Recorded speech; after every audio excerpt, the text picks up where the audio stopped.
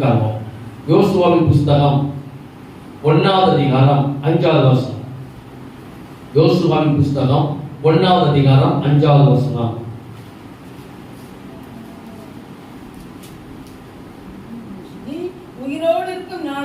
நீ உயிரோடு இருக்கும் நாளெல்லாம்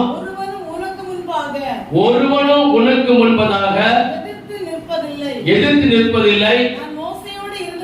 நான் மோசேயோடு இருந்தது போல உன்னோடு இருப்பேன். நான் உன்னை விட்டு விலகுவதும் இல்லை, உன்னை கைவிடுவதும் இல்லை என்று கர்த்தர் என்கிறார். யார்கிட்ட சொல்றார்? யோசுவா கிட்ட சொல்றார். யோசுவா பார்த்து சொல்றார், யோசுவாவே, நீ உயிரோடு இருக்கும் நாள் வரைக்கும் நான் நினைச்சேன் ஒருவனும் உனக்கு முன்பதாக. யோசுவா இஸ்ரவேல் ஜனங்களை வழிநடத்தி கொண்டு போய் கொண்டிருக்கிறார். எங்க? கானான் தேசத்துக்கு வழிநடத்தி கொண்டிருக்கிறார். அவர் கானான் தேசத்துக்கு கடந்து போகும்போது பல பட்டணங்களையும் பல கிராமங்களையும் பல மலைகளையும் இப்படி காடு மேடலாக கர்த்தர் கூட்டிக் கொண்டு போகிறார். கூட்டிக் கொண்டு போகும்போது நிறைய யுத்தங்களை சந்திக்க வேண்டியிருக்கிறது, நிறைய ராஜாக்களை எதிர்கொள்ள வேண்டியிருக்கிறது, நிறைய கிராமத்து ஜனங்களை எதிர்கொள்ள வேண்டியிருக்கிறது. இந்த நேரத்தில் கர்த்தர் சொல்றார், யோசுவாவே, நீ பயப்படாதே. நான் எப்படி மோசே கூட இருந்தனோ அதே போல நான் கூட இருக்கிறேன். உனக்கு முன்பதாக ஒருவனும் உனக்கு எதிர்த்து நிற்பதில்லை. நான் உன்னோடு இருப்பேன். உன்னை விட்டு விலகுவதும் இல்லை, உன்னை கைவிட. 5 காரியம் சொல்லிக் கொடுக்கிறார். யாருக்கு? யோசுவா. யோசுவா யுத்தத்தை செய்து கொண்டே இருக்கிறார். தேவன் சொல்ற மாதிரி கேட்கிறார். ஆனா கர்த்தர் சொல்றார், அன்னைக்கு மோசேக்கும் யோசுவா கூட இருந்த தேவன் யார் கூட இருக்கிறார்? நம்ம கூட. அதான் விசுவாசம். மோசேக்கும் யோசுவாவுக்கும் அவர் கதையை சொல்லிட்டு போறதுக்கல்ல, அதுல நம்ம என்ன கற்றுக்கொள்ள போகிறோம்? இப்ப நம்ம எதை கடந்து போய் கொண்டிருக்கிறோம்? இப்ப நம்ம எங்க போயிட்டு இருக்கிறோம்? பரம கானானை நோக்கி என்ன செய்றோம்? அன்னைக்கு யோசுவா கானான் தேசத்துக்குள்ள கொண்டு போறதுக்காக இஸ்ரவேல் ஜனங்களை வழி நடத்தினார். இன்னைக்கு கர்த்தர் உங்களை பார்த்து சொல்றார், யோசுவாங்கிற இடத்துல உங்க பேரை போட்டு வாசிங்க பார்க்கலாம்.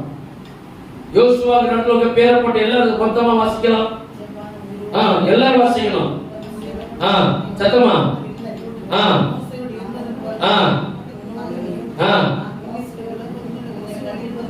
தப்பு வாசிக்க. நான் என்ன சொன்னேன்? அந்த இடத்துல யோசுவா கூட இருந்தது போல, மோசே கூட இருந்தது போல நீ என்னோடு கூட இருக்கிறீர். எனக்கு முன்பதாக ஒருவனும் யாரை செய்ய முடியாது. யாருங்கிறது என் பேரை போட்டு சொல்லணும். நீ என்ன, நான் உன்னோடு கூட இருப்பேன்னு சொல்லியிருக்கிறேன். நீ என் கூட இருக்கிறீர். நீ என்னை எப்படி விலகுவதும் இல்லை, நீ என்னை அந்த இடத்துல பேரை போட்டு வாசிங்க. இப்பதான் நமக்கு செய்தி இது. இயேசு கிறிஸ்து நேற்றும் இன்றும் என்றும் மாறாதவர். மோசே கூட இருந்த தேவன் நேற்று, யோசுவா கூட இருந்த தேவன் அவருக்கு அந்த நேற்று. இன்னைக்கு உங்க கூட இருக்கிற தேவன் இன்று, நாளைக்கு உங்க சந்ததி கூட இருக்கிற தேவன் சொல்லுங்க நேற்றும் இன்றும் என்றும். அவரை கரெக்டா கத்தர் கொண்டு வருகிறார். அப்புறம் விசுவாசத்தோடு சொல்ல வேண்டியது, யோசுவாவின் தேவன் என்னோடு கூட இருக்கிறார். சில தலைப்பே தான், யோசுவாவின் தேவன் நம்மோடு கூட இருக்கிறார். அல்லேலூயா, அல்லேலூயா. அவர் சொல்றார், யோசுவாவுக்கு சொல்றார், யோசுவாவே நீ கவலைப்படாத, நான் மோசே கூட இருந்தது போல. அப்ப மோசேக்கு சின்ன காரியத்தை நம்ம பார்க்கலாமே. மோசே அவர் பிறந்தது முதல் அவர் மரிக்கிற வரைக்கும் என்னென்ன காலங்கள் கடந்து வந்தார் சுருக்கமா தான் பார்க்க போறோம். எடுத்து வாசிக்கலாம். யாத்ராம் புஸ்தகம் 1வது அதிகாரம் 16வது வசனம், 17வது வசனம், அதுக்கு பிறகு 22வது வசனம். யாத்ராகமம் 1:16-17. நீங்கள் எபிரேய ஸ்திரீகளுக்கு மருத்துவம் செய்யும் போது மனையின் மேல் மனநேனது டெலிவரி செய்யப்படும். இப்ப மனநேனது இப்போ உங்களுக்கு ஈஸி ஆயிட்டு பெட்டு, அப்படிதானே? இப்போ அந்த காலத்துல பிரசவம் பார்க்கறது ரொம்ப கஷ்டம். அன்னைக்கு அவங்களுக்கு இருந்த ஞானமும் மூளையும் வச்சு அவங்க நினைச்சாங்க. அந்த காலத்துல இன்னைக்கு பிரசவம் பார்க்கறது ஈஸியா, எல்லாமே ஒரு ரூமுக்கு அனுப்பிச்சிருது, ஈஸியான ஒரு வசதி வந்துருக்கு. ஆனா மனையின் மேல் உட்கார்ந்து இருக்கும் போது ஆண் பிள்ளையானால் கொன்று போடுங்கள், ஆண் பிள்ளையானால் கொன்று போடுங்கள், பெண் பிள்ளையானால் உயிரோடு இருக்கட்டும் என்றார். பெண் பிள்ளையானால் உயிரோடு இருக்கட்டும் என்றால் மரபிச்சீர்களோ தேவனுக்கு பயந்ததினால் எகிப்தின் ராஜா அவனுக்கு இட்ட கட்டளைப்படி செய்யாமல் ஆண் பிள்ளைகளையும் உயிரோட காப்பாற்றினாள். 22 அப்பொழுது பிறக்கும் ஆண் பிள்ளைகளை எல்லாம் நதியிலே தூக்கி போடவும் பெண் பிள்ளைகள் எல்லாம் ஒரு ராஜா கட்டளை கொடுக்கிறார் எகிப்து தேசத்துல. ஏன்னா இஸ்ரவேல் ஜனங்கள் அங்க அடிமையா இருக்கிறாங்க, பார்வோன் அடிமையா இருந்து கஷ்டப்பட்டு கொண்டு இருக்கிறாங்க. அப்ப இவங்க ஆண்டவரை தேடுறதுக்கு பிரயாசப்படும் போது அங்குள்ள ராஜா ஒரு சட்டம் போடுகிறார். அங்க பிறக்கிற ஆண் பிள்ளைகள் நினைச்சோம் மருத்துவச்சிகளுக்கு நர்ஸுகளுக்கு என்ன சொல்றாரு, அந்த நீ பிரசவம் பார்க்கும்போது ஆண் பிள்ளையா நினைச்சது நடக்கும் போது வயிற்றை விட்டு வெளியே வந்தோட பாரு அது ஆண் பிள்ளை நினைச்சது கொண்டு. இப்படி ஒரு பயங்கரமான ஒரு கொடூரமான ஒரு சட்டத்தை போட்டால் பார்வோம். ஆனா மருத்துவச்சிகள் தேவனுக்கு பயந்ததுனால அவங்க உயிரோட காப்பாற்றினாங்க. இனி இவன் பார்த்தான், இவங்க கீழ்படிய போறது இல்ல. இனி ஒரு கணக்கு எடுக்கணும். யார் வீட்டுலாம் பிறந்து பிள்ளை இருக்கோ பிள்ளைகள் பிறக்க கொண்டு இரண்டாவது கட்டம். முதல்ல பிறக்கும் போதே குழந்தையை கொள்ள சொல்றான். அதுக்கு பிறகு பார்த்தாங்க பிறந்த வீட்டுல போய் எல்லாம் சென்சஸ் எடுக்கணும். யார் வீட்டுல ஆம்பளை பிள்ளை இருக்கோ பிறகு என்ன செய்யணும், தண்ணீரை கொண்டு போட்டு. இரண்டாவது கட்டம் மோசே பிறக்கும் போது எப்படிதான் பிறந்தாரு சொல்லுங்க, அல்லது கட்டம் அவன் பிறக்கும் போதே அவன் உயிருக்கு கேரண்டி இல்லாம தான் பிறக்கிறாரு. கர்த்தர் மோசே நான் மோசே கூட பிரசவிக்கிற நாள் கூட இருந்திருக்கிறேன். மோசே பிறந்ததிலிருந்தே அவருக்கு சாவுதான் அப்படிதான் வேதம் சொல்லுது.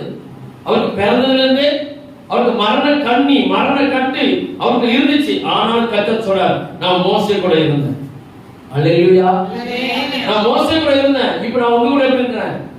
நம்முடைய தாயின் கரு அழிந்து போகாதபடிக்கு இல்ல, ஒருவேளை நம்ம பிறந்து 2 வயசுலயும் 2 மாசத்துலயும் 1 மாசத்துலயும் மறித்து போகாதபடிக்கு இல்ல, ஒருவேளை தாயின் கை வயிற்று இருக்கும் போது நாம் 3 மாசத்துல அழிந்து போகாதபடிக்கு உங்களை இனி கர்த்தர் அந்த கருவிலே கண்டுபிடிச்சார். ஹல்லேலூயா, சத்தத்தை உயர்த்தி ஹல்லேலூயா. கர்த்தர் சொல்ற மோசே கூட இருந்தது போல யோசுவா கிட்ட சொல்ற அவன் கூட இருக்க.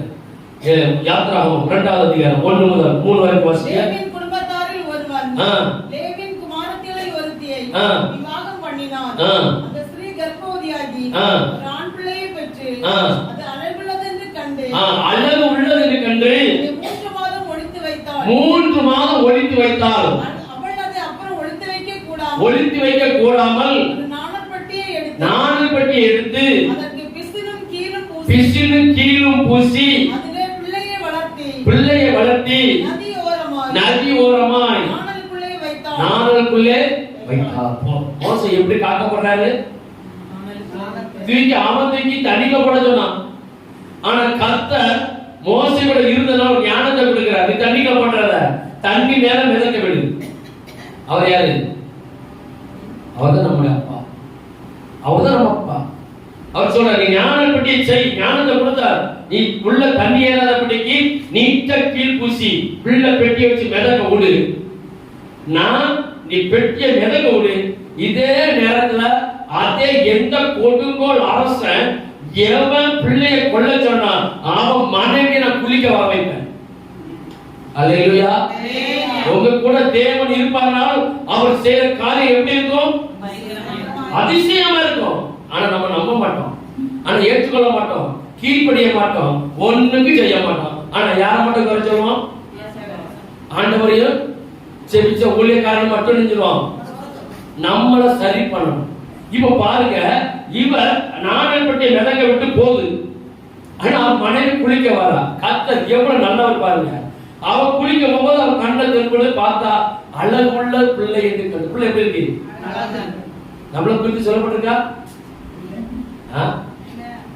நம்மளை குறித்து சொல்லப்பட்டிருக்க விதத்துல இல்ல, சொல்லப்பட்டிருக்க இல்லையா? உன்னத பாட்டுல இருக்கு, நான் கருப்பா இருந்தாலும் சொல்லப்பட்டிருக்கு. கவலைப்பட அவசியம் இல்லை, கருப்பு சூப்பர். ஆமா இல்லையா? ஆனா கர்த்தர் சொல்றார் எல்லாரும் கிறிஸ்துவுக்குள்ள எப்படி இருக்கோம்? எல்லாரும் கிறிஸ்துவுக்கான மனவாட்டி, எல்லாரும் கிறிஸ்துவுக்கு அழைச்சே.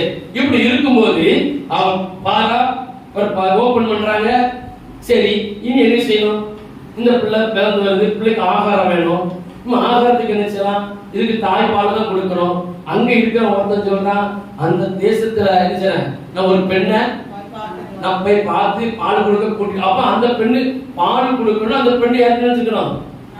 குழந்தைய, சின்ன பிள்ளைய பெற்ற பால் கொடுக்கிற தாயா இருக்கணும். ஞானம். கர்த்தர் பார்த்த கடையேசம் மோச அம்மையே விட்டு வச்சுட்டாரு. அப்பதான் என்ன சொல்லுது? கர்த்தர் என்ன சொல்றாருன்னா, நான் மோசே கூட இருந்தேன், நான் உன் கூட இருக்கிறேன். அதுக்கு அர்த்தம் சொல்றாரு. என்ன ஆகும்? நமக்கு நேரம் ரொம்ப சுருக்கமா இருக்குது.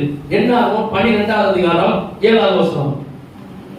என் தாசனாகிய மோசேயோ அப்படிப்பட்டவன் அல்ல, என் தாசனாகிய மோசேயோ அப்படிப்பட்டவன் அல்ல, என் வீட்டில் எங்கும் அவன் உண்மை. இப்ப மோசே பெரிய ஆளாயிடுச்சு.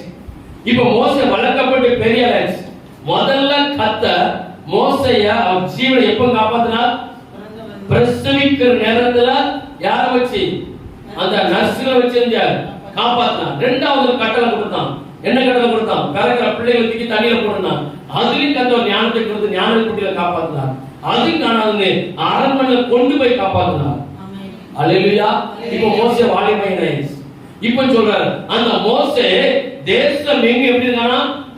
உண்மை உள்ளவன். கர்த்தர் சொல்றார், நான் நீ உண்மையை இருந்தா உன் கூட இருக்கிறேன், நீ என் கட்டளைக்கு கற்பனை கீழ்ப்படியமான உன் கூட இருக்கிறேன். இன்னொரு வசனத்தை வாசிங்க. யாத்திராகமம் 32வது அதிகாரம் 30 33. மறுநாளில் மோசே ஜனங்களை நோக்கி நீங்க மகா பெரிய பாவம் செய்தீர்கள், நீங்க மகா பெரிய பாவம் செய்தீர்கள், உங்களுக்காக பாவ நிவர்த்தி செய்யக்கூடுமோ என்று அறிய. நான் கேக்குறேன், நீங்க ஏகப்பட்ட இஸ்ரவேல் ஜனங்களை அப்படியே வழிநடத்தி கொண்டு, நம்ம சுருக்கமா பார்த்துட்டு வரோம்.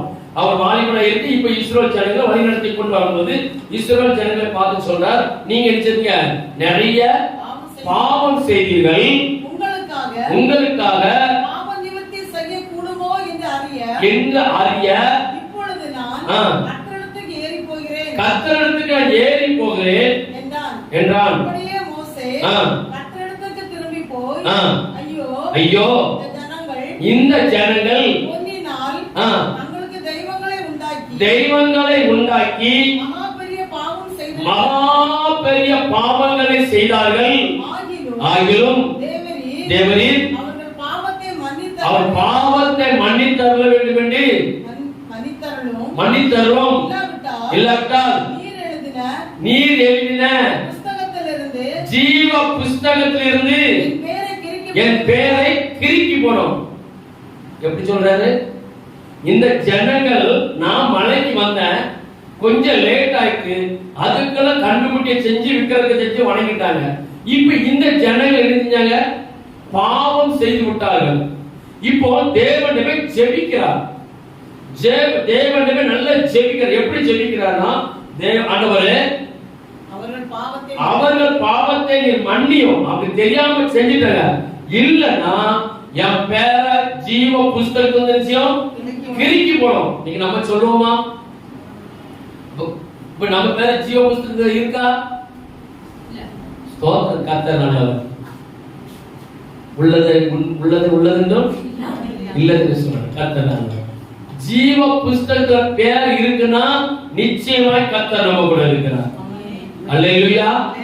மோசே கூட இருந்த தேவன் சொல்றார், என் பேர் ஜீவ புஸ்தகத்துல இருக்கு, என் பேரை கிறுக்கி போடும். எவ்வளவு தைரியமா ஜெபிக்கிறார்.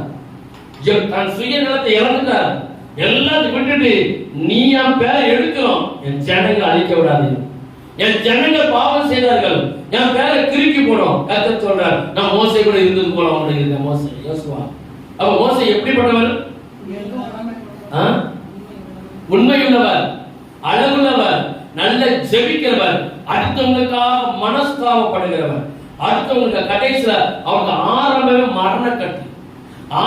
மரண கண்ணி அவன் ஆயுஷ்லாம் குறுகிய நாள் இருந்த போதிலும் கர்த்தர் ஜீவனை மீட்டு கொண்டு வந்து உபாகம புஸ்தகம் யாத்ராகம புஸ்தகம் 3ஆம் அதிகாரம் 11 12 யாத்ராகமம் 3 தேவனை நோக்கி பார்வோனிடத்துக்கு போகவும் இஸ்ரவேல் புத்திரரை எகிப்திலிருந்து அழைத்து வரவும் நான் எம்மாத்திரம் என்றான். அதற்கு அவர் நான் உன்னோடு கூட இருக்கிறேன். ஹல்லேலூயா ஹல்லேலூயா. கர்த்தர் யோசுவா பார்த்து சொல்ற, யோசுவா மோசேயை பார்த்து மோசே பயப்படாத, நான் உன்னோடு கூட இருக்கிறேன். இன்னைக்கு ஆண்டவர் நம்ம கூட இருக்கிறாரா? இருக்கிறன்னு சொல்லுங்க, தைரியமா கையில விட்டு வளைய சொல்லலாம். ஹல்லேலூயா. சந்தேகப்படக்கூடாது. ஏன்னா ஆபிரகாமின் தேவனும் ஈசாக்கின் தேவனும் யாக்கோபின் தேவனும் மோசேயின் தேவனும் யோசுவாவின் தேவனும் அதுக்கு பின்னாடி வந்த நிறைய தீர்க்கதரிசி தேவனும் இன்னைக்கு நம்முடைய தேவனா இருக்கிறார். அந்த விசுவாசம் நமக்கு அதிகமா வேணும். ஹல்லேலூயா. கடைசி ஒரு வசனத்துல வாசிக்கிற மோசே குறித்து உபாகம புஸ்தகம் 34ஆம் அதிகாரம் 7ஆவது வசனம். மோசே மரிக்கிற போது 120 வயசு. அவன் கண்ணாடி போடவும் இல்லை, அவன் பலன் குறையவும் இல்லை. ஹல்லேலூயா. எத்தனை வயசு வரைக்கும் வாழ்ந்தாரு? 120 வயசு வரைக்கும் கர்த்தர் ஜீவனை காப்பாற்றி இருக்கிறார். 120 வயசு வரைக்கும் கர்த்தர் மோசேயோட இருந்திருக்கிறார். எத்தனை பாடு கஷ்டம் துன்பம் ராஜாக்கள் எத்தனை தீங்க அனுபவிச்சு ஒரு நேரத்துல அவர் நடத்தி கொண்டு விசுவாசிகளே அவர் அள வச்சுட்டாங்க. ஆமா இல்லையா? விசுவாசிகளே நினைச்சாங்க, அள வச்சுட்டாங்க. அவரு டென்ஷன் தாங்க முடியாம ஆண்டவர் மலையை பார்த்து பேச சொன்னாரு. இவர் இந்த விசுவாசிகள் தொல்லையினால இருந்துச்சாரு, கேசோடு அடிச்சுட்டாரு. ஆனால் கர்த்தர் அந்த ஜனங்களுக்கு தண்ணீரை கொடுத்தார். மோசே பார்த்து சொன்னார், மோசே நீ கானானுக்கு போ, ஆனா அவன் கூட இருக்கு, ஆனா அவன் கூட இருக்கிறேன். நம்ம ரொம்ப எச்சரிக்கையா இருக்கணும். 120 வயசு வரைக்கும் மோசே வாழ்ந்தார். அவர் பிறப்பு எப்படி? கண்ணி, மரண கண்ணி. 120 வயசுல வந்து கண் பார்வை குறையும் இல்லை, அவர் பலன். அப்ப அவர் கண்ணுல என்ன வரல? பொற, கண் புரை. வயசு ஆக நமக்கு நிச்சயம் அதாவது கண் புறன்னு சொல்லுவாங்க. 45 வயசை தாண்டினா ஆட்டோமேட்டிக்கா நினைச்சிடும் கண் புரை செய்யாது. கண்ணுக்கு சம்பந்தமான நல்ல ஆரோக்கியம், கண்ணுக்கு சம்பந்தமான சத்துள்ள ஆகாரங்களை நாம் அதிகமா உட்கொள்ளும் போது இந்த கண் புற வர்றது கொஞ்சம் லேட் ஆகுமா. ஆனா இங்க 45 வயசு 50 வயசுக்கு பிறகு கண் புறையே வருது. ஆனா இப்ப நம்ம சாப்பாட்டு முறையில எல்கேஜி பிள்ளைகிற போது என்ன செய்யுது? ஆனா மோசேக்கு அவன் 120 வயசு வரைக்கும் கர்த்தர் கூட இருந்தார். ஹல்லேலூயா. அநேக காலங்கள் கடந்து போயிடுச்சு. இப்போ நம்ம யோசுவாவை குறித்து பார்க்கலாம். இப்பதான் நம்ம பார்க்கலாம். நம்ம மோசே கூட இருந்தேன்னு சொன்னார்களா, அவன் மோசே எப்படி இருந்தா, எப்படிப்பட்டவர் நம்ம சுருக்கமா பார்த்தோம். இப்போ யோசுவா குறித்து பார்க்கலாம். என்னாகும் புஸ்தகம் 32ஆவது அதிகாரம் 11ஆவது வசனம். வேகமா என்னாகும் 32:11. உத்தமமா என்னை பின்பற்றின எபினேயின் குமாரனை காலேபும் யோசுவாவின் தவிர எகிப்திலிருந்து வந்தவர்களில் 20 வயது முதல் அதற்கு மேற்பட்ட மனிதர்களில் ஒருவரும் என்னை உத்தமமாய் பின்பற்றாதபடியால். அப்போ யோசுவா எப்படி இருக்கிறார்? ஒரு உத்தமன். யோசுவா பார்த்து கர்த்தர் சொல்றாரு, உத்தமன். எத்தனையோ பிள்ளைகள் என்னை பின் சார்ந்து வந்தாங்க, ஆனா யோசுவாவை போல என்னை உத்தமமா யாரும் சில பின்பற்றவில்லை. கர்த்தர் சொல்றார், அவன் கூட இருக்கிறார்.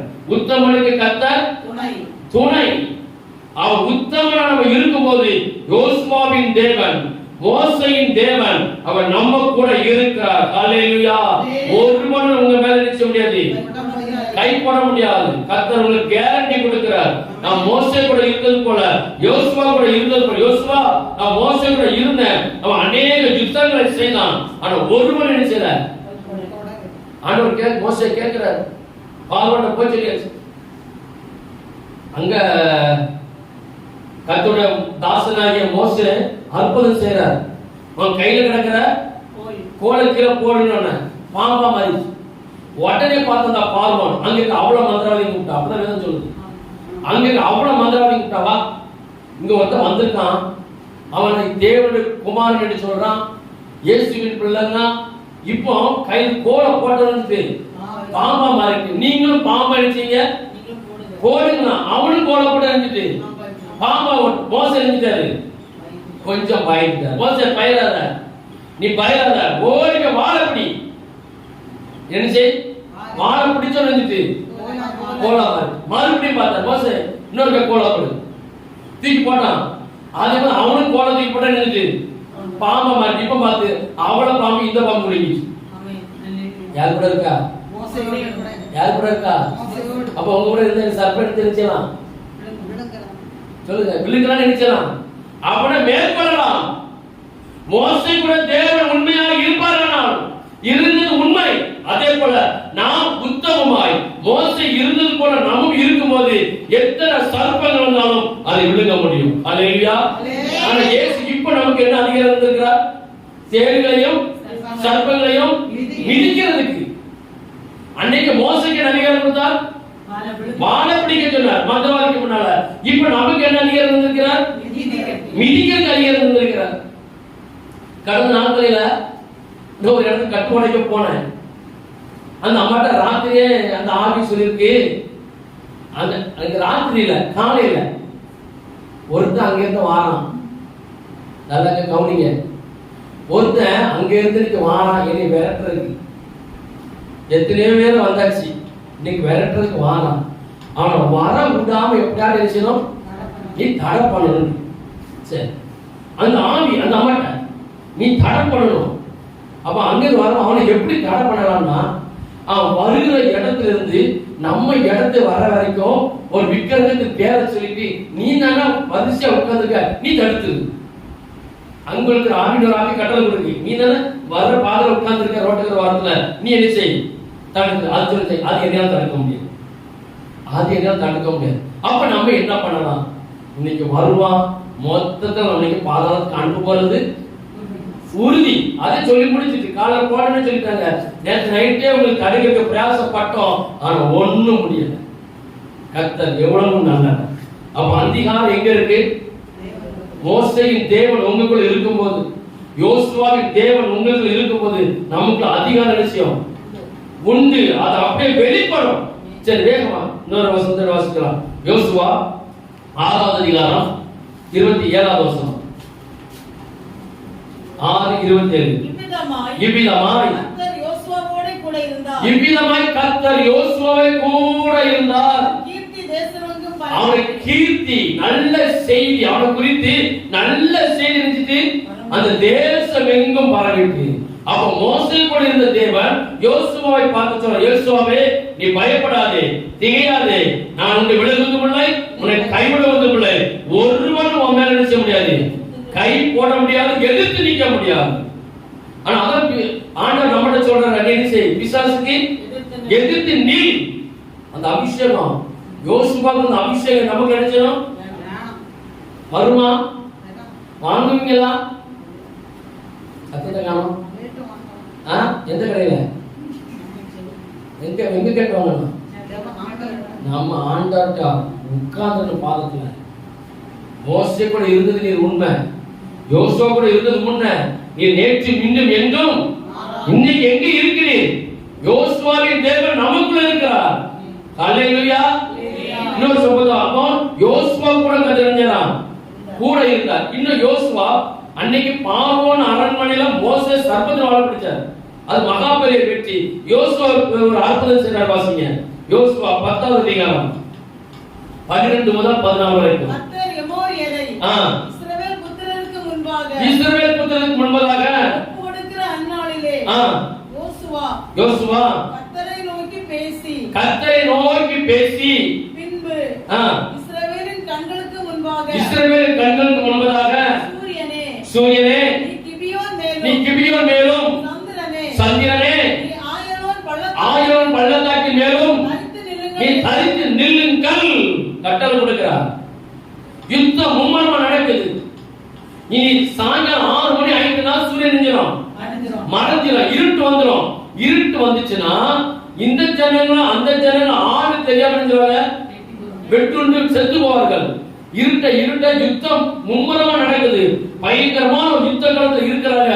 அப்போ சூரியன் மறையும் போது யுத்தம் தீவிரமாக நடக்கிற நேரத்துல அவங்க என்ன செய்றாங்கன்னா, ஒருத்தருக்கு நம்மளுக்குள்ளே என்ன கூடாது, வெட்டுண்டு செத்து போயிடக்கூடாதுன்னு சொல்லி அந்த நேரத்துல யோசுவாவுக்கு ஒரு ஞானம் வருது. ஆண்டவர்கிட்ட கேட்க, ஆண்டவரே நான் உங்களுக்கு கேட்க போறேன், செய்வீங்களா செய்ய மாட்டீங்களா?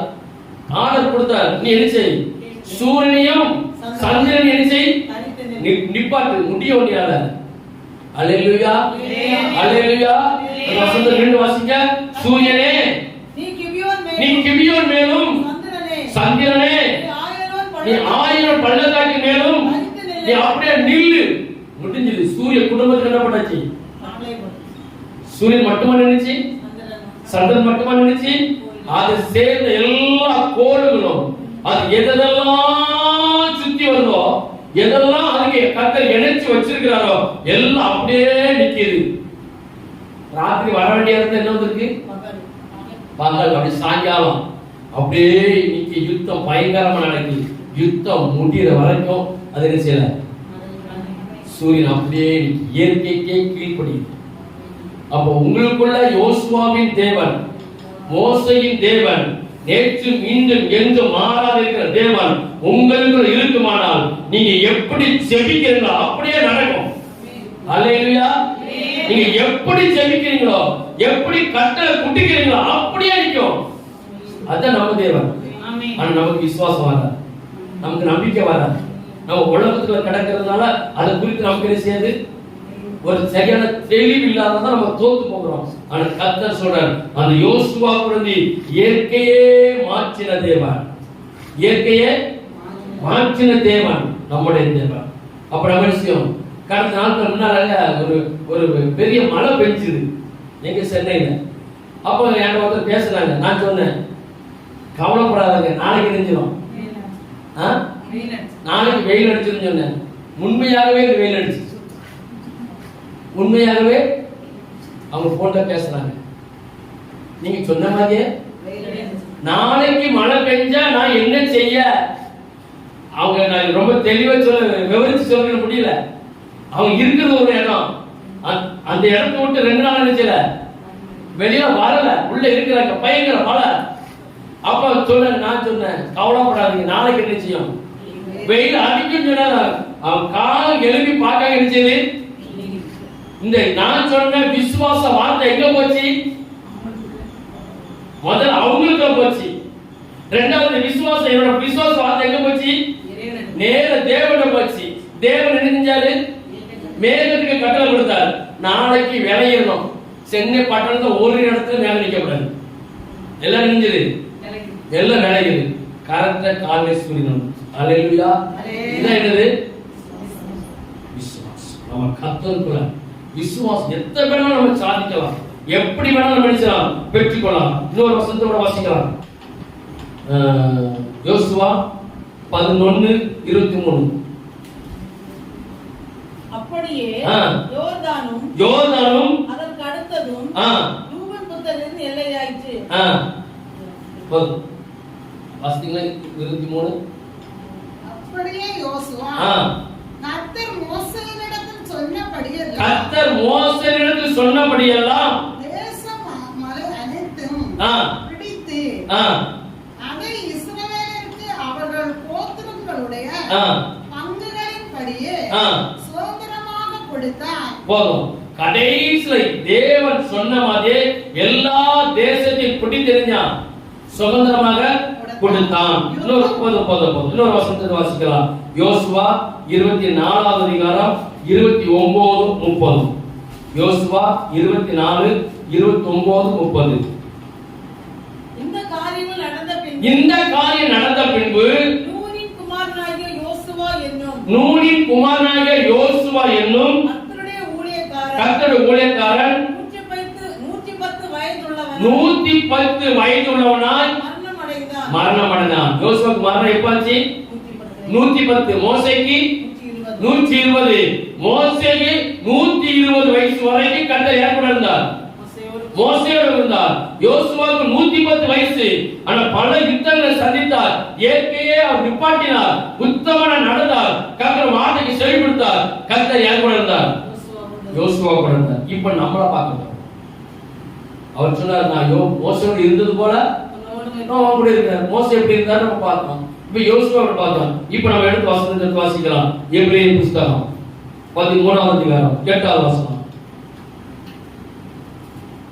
எபிரேயர் 13:8.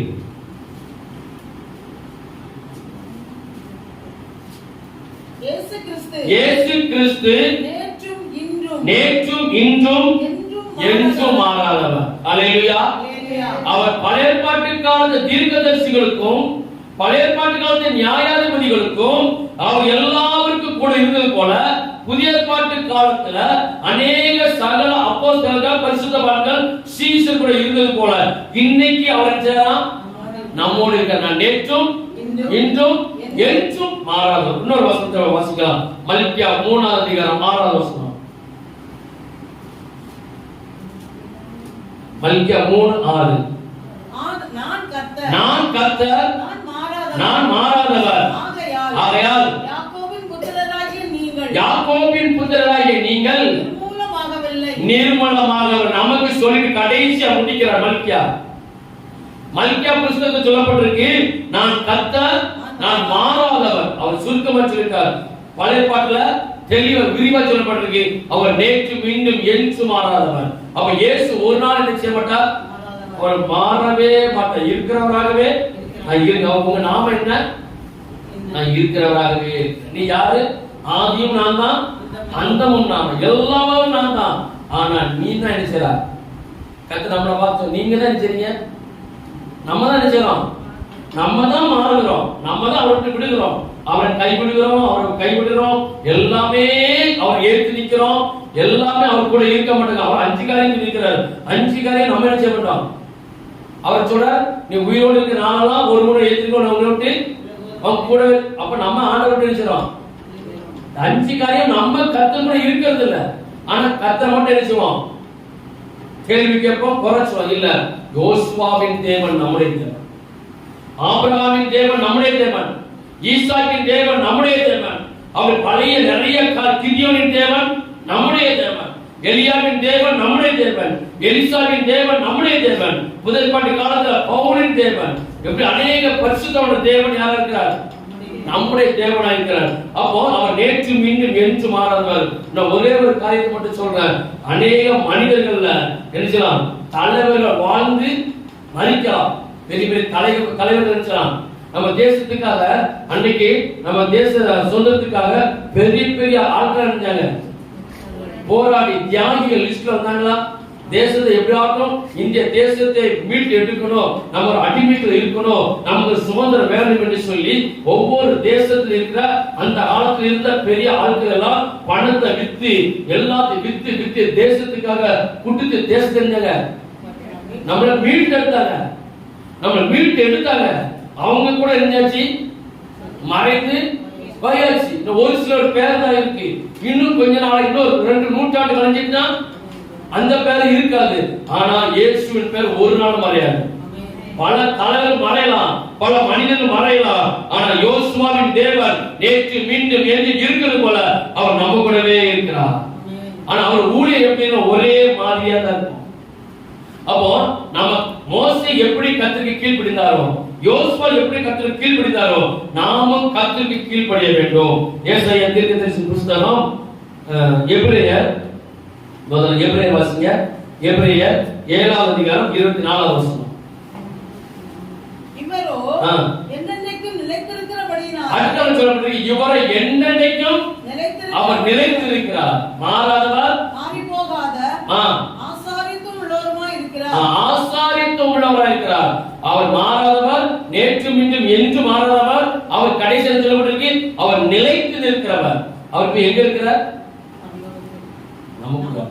நமக்கு இன்னைக்கு நேற்று மீண்டும் இன்னைக்கு நம்ம கூட, நாளைக்கு யார் இருப்பார்? நம்ம சந்ததி கூடாது. நம்ம காலம் சென்று போனாலும் நம்ம சந்ததி கூட நினைச்ச மாட்டார், விலக மாட்டார், நம்ம சந்ததி கைவிட மாட்டார். இப்படி இருக்கும்போது அவர் என்ன சொல்றாருன்னா, நாம் கொஞ்சமாட்டு உண்மையா இருக்கு. நாம் தேவனுக்கு என்ன, எபிரேயர் 3ஆம் அதிகாரம் 5ஆவது வசனம் வாசிங்க. சொல்லப்பட போகிற காரியங்களுக்கு சாட்சியாக மோசே பணிவிடைக்காரனாய் அவன் வீட்டில் எங்கும் உண்மை உள்ளவனாய் இருந்தான். அவர் கிறிஸ்துவுக்கு அவர் மேற்பட்டவராய் இருந்தார். அப்போ மோசே எப்படி வீட்டில் எப்படி உண்மை உள்ளவராய் இருந்தாரோ, எபிரேயர் 10:22 நம்ம எப்படி இருக்கணும்? மோசே அவர் வீட்டில் உத்தமனா இருந்தார், நம்ம எப்படி இருக்கணும்? எபிரேயர் 10:22 துர்மனசாட்சி நீங்க தெளிக்கப்பட்ட இருதயம் உள்ளவர்களாயும் சுத்த ஜலத்தால் கழுவப்பட்ட சரீரம் உள்ளவர்களாயும் உண்மையுள்ள இருதயத்தோடும் நிச்சயத்தோடும் சேரக்கணும். நம்ம எப்படி இருக்கணும்? துர்மனசாட்சி, நல்ல மனசாட்சி, கெட்ட மனசாட்சி கூடாது. ஜலத்தினாலே நம்ம சரீரம் கழுவப்படும் அப்படின்னு இருக்கும். பழைய பாட்டு காலத்துல ஜலத்தை தெளிச்சிருக்கிறாங்க, அந்த ஸ்தலம் எப்படி இருக்கும்? பரிசுத்தமாகப்படும். இப்ப நமக்கு ஜலம் தெளிப்பல்ல, நமக்கு இருக்கிறது மூழ்கி. பிதா குமாரன் பரிசுத்த நாமத்தில் நினைச்சோம், மூழ்கி நம்ம நினைச்சோமா சரி பண்ணணும். நம்முடைய பாவங்கள் அக்கிரமங்களை சரி பண்ணும் போது கர்த்தர் சொல்றார், நான் கூட இருக்கிறேன். கடைசி கர்த்தர் சொல்றார், உபாகமம் 28ஆவது அதிகாரம் 1ஆம் வசனம். உபாகமம் 28:1.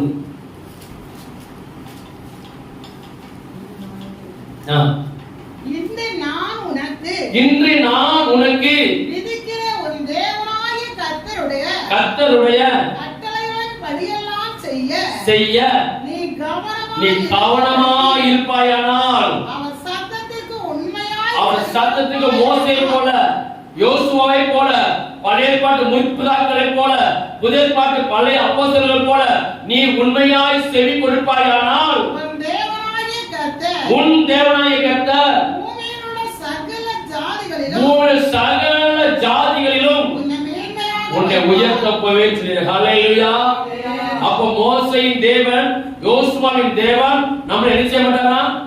நம்மளை கைவிட மாட்டார், நம்மளுடைய விலக மாட்டார், ஒருவன் நம்மளை கைப்பட முடியாது.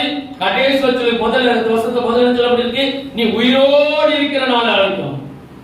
அப்போ கர்த்தருடைய ஜீவன் நாம என்னைக்கு இந்த சரீரத்துக்கு வெளில போற வரைக்கும் நாம் மோசே போல, ஒரு யோசுவாவை போல கர்த்தருக்கு பயந்து நடக்கும் போது எப்படி மோசே அற்புதம் செஞ்சாரோ, எப்படி மோசே அற்புதம் செஞ்சாரோ, இன்னைக்கு நம்ம அற்புதத்தை காண போகிறோம். அல்லேலூயா, அல்லேலூயா. அவர் நல்ல விசுவாசிக்கணும். தீத்து 1:9 வாசிங்க.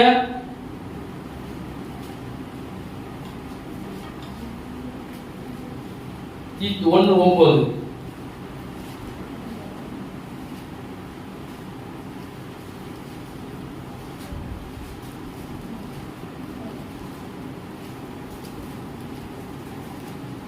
ஆரோக்கியமான உபதேசத்தை 1:9.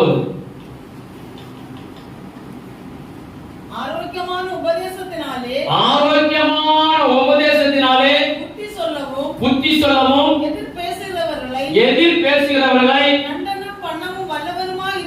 இருக்கும்படி நான் போதிக்கிறேன். கர்த்தர் சொல்றாரு, இப்போ நான் உங்களுக்கு நான் போதிக்கிறேன். ஆரோக்கியமான உபதேசத்தை கர்த்தர் தருகிறார். மோசே கூட எப்படி இருந்தானா, யோசுவா கூட எப்படி இருந்தானா, இப்ப நான் உனக்கு ஆலோசனை, உனக்கு போதிக்கிறேன், நீ என்ன செய், அதே போல இரு, நான் உன்னை ஆசீர்வதிப்பேன். 13ஆவது வசனம். இந்த சாட்சி உண்மையா இருக்கிறது போதும். கர்த்தர் சொல்கிறார், நம்ம ஜீவன் இருக்கிற வரைக்கும் கர்த்தர் நம்மளோட நினைச்சு கூடாது, உலகக்கூடாது. முதலுக்கு வந்துருங்க, இந்த ஒரு வசனத்து பாட்டு வாசத்து முதலுக்கு வந்துருங்க. யோசுவா 1:5 வாங்க. நீ உயிரோடு இருக்க நாளெல்லாம் ஒருவன் உனக்கு முன்பதாக நம்ம கூட என்ன செய்யறாராம்? ஒருவன் உனக்கு நிற்க முடியாது, எதிர்த்து நிற்க முடியாது. இரண்டாவது, நான் மோசையோடு இருந்தது போல நான் மோசையோடு இருந்தது போல உன்னோடும் இருப்பேன். இன்னைக்கு நம்மளோடு இருப்பேன்னு சொல்லி இருக்கிறார். நான் உன்னை விட்டு விலகுவதும் நான் உன்னை விலக மாட்டேன், உன்னை கைவிடுவதும் இல்ல. உபாகமம் 28:1 சொன்னது போல நான் உனக்கு எல்லா ஆசீர்வாதங்களும் கிடைச்சவன். எடுத்து வாசிக்க வேண்டாம். உபாகமம் 28:1 சொல்லப்பட்ட 14 விதமான ஆசீர்வாதங்களை நாம் பெற்றுக்கொள்ள வேண்டுமானால் அவர் சொல்றது என்னன்னா, நான் உனக்கு எல்லாவற்றையும் ஆசீர்வதிப்பேன்னு சொல்லியிருக்கிறார். அந்த ஆசீர்வாதத்தை பெற்றுக்கொள்ளலாம். நாம் கொஞ்சத்துல என்ன செய்யணும்? மோசே போல, யோசுவா போல நல்ல ஜெபிக்கணும், கொஞ்சத்துல உண்மையா இருக்கணும். அவர் வார்த்தைக்கு என்ன செய்யணும்? செவி கொடுக்கணும். அவர் நமக்கு என்ன கற்று தருகிறோ அதன்படி நடக்கணும். இயற்கை விஷயம் உங்களுக்கு நிச்சயம் பெரிய அரக்க போன அதிகாரியா இருந்தா நினைச்சுவாங்க. உங்களுக்கு விவசாயம் சொல்லப்பட்டிருக்கு. எல்லாரும் எங்க வருவாங்களா? சொல்லுங்க, எங்க வருவாங்க? எல்லாரும் உன் காலில் இறங்குவான்னு குழுவான்னு சொல்லப்பட்டிருக்கு. அப்ப காலை தொட்டு கும்பிடுறது இல்ல. அவன் நிச்சயமா அவன் இறங்கி வருவான், அவன் அதிகாரம் பண்ணுவான், அவன் உன்னை அதிகாரப்படுத்துவான், நிர்பந்தப்படுத்துவான். நாளை காலை எழுப்பி அவனே ஆட்டோமேட்டிக்கா சரணம் செலுத்துவான், செய்வான். காரணம் நீங்க சொல்லணும். ஒவ்வொரு நாளையும் நம்ம எழுப்பி சொல்லணும். காலையில் நீர் நேற்றும் இன்றும் என்றும் மாறாதவராய் என் கூடவே இருக்கிறீர். ஒவ்வொரு நாளையும் சொல்லணும். ராத்திரி படிக்கும் போது என்ன சொல்லணும்? நேற்றும் இன்றும் என்றும் என் மாறாதவராய் என் கூடவே இருக்கிறீர். இந்த வசனத்தை சொல்லி அறிக்கை பண்ணி ஜெபிப்போம். யோசுவாவை காட்டிலும் மோசே காட்டிலும் கர்த்தர் நம்முடைய பெரியவராய் இருக்கிறார். நாம் ஜெபிக்கலாம்.